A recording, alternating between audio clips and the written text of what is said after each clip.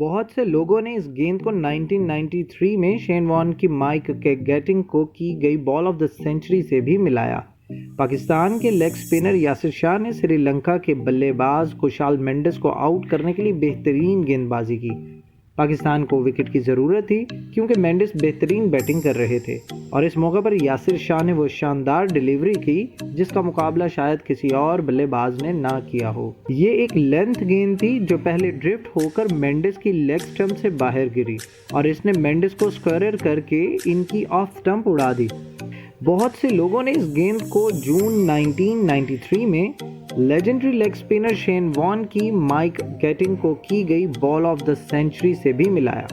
वाज़ेह रहे कि Yasir Shah test team में वापसी कर रहे हैं और उन्होंने पहली इनिंग में 2 विकेटें हासिल की जबकि दूसरी इनिंग में 3 विकेटें हासिल की।